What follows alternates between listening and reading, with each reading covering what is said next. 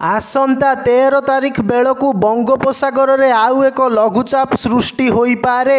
एमितिकी यह घनीभूत हो परवर्ती 24 रु 48 घंटा मध्य अवपातर मध्य रूप नेबार संभावना रही। गोटे लघुचाप जाऊ जाऊ पुणी एक लघुचाप दाना बांधुथिबारु राज्यवासी चिंता बढ़ी। गत 5 तारिख रे सृष्टि होइथिबा लघुचाप प्रभाव में दक्षिण ओडिशा रे प्रबल वर्षा जोगु मालकानगिरी और कोरापुट जिला गुरुतर भावे प्रभावित होइछि। एबे वर्षा कमिबा जोगु धीरे धीरे स्थिति स्वाभाविक हेउछि। मात्र पुणी गोटे लघुचाप जोगु राज्य रे भारी वर्षार संभावना सृष्टि करिछि। तेबे संभाव्य लघुचापटी उत्तर ओडिशा रे अधिक प्रभाव पकाइबाकु थिबारु दक्षिण ओडिशा पई सामान्य आश्वस्तिकर खबर मिलिछि। 13 तारिख रे सृष्टि हेबाकु थिबा लघुचाप संपर्क रे सूचना देई पाणीपाग विशेषज्ञ प्रोफेसर सुरेंद्रनाथ पशुपालक कहिछंती जे आसंता 12 तारिख रे एक घूर्णिबलय सृष्टि हेबो। एहा प्रभाव रे 13 रे पश्चिम बंग उपरे एक लघुचाप सृष्टि हेबार संभावना रहिछि।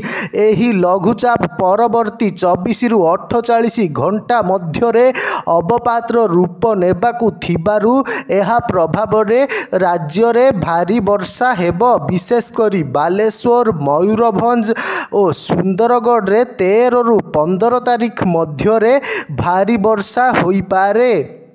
जदि एही लघुचापटी दक्षिण पश्चिम बंगरे सृष्टि हुए तेबे बालेश्वर मयूरभंज और सुंदरगढ़ जिला समेत भद्रक ढेंकानाल केन्दुझर जाजपुर देवगढ़ और झारसुगुड़ा रे मध्य भारी वर्षा हेबो एवं 16 रे मध्य उत्तर पश्चिम ओडिशा रे वर्षा हेबो बोली प्रोफेसर पशुपालक कहिछंती। तेबे एही लघुचाप द्वारा झारखंड रे प्रबल रु अति प्रबल वर्षा संभावना रही बेले दक्षिण ओडिशा रे सप्ताहक मध्य रे विशेष वर्षा नाही। सेहीपरि खोर्धा पुरी नयागढ़ अनुगुल बौद्ध और संबलपुर रे सप्ताहक मध्य रे किछि वर्षा होई पारे बोली प्रोफेसर पशुपालक कहिछंती। आंचलिक पाणीपाग विज्ञान केन्द्र पक्षरु लघुचाप नहीं कौनसी सूचना दिया जाई नथिले मध्य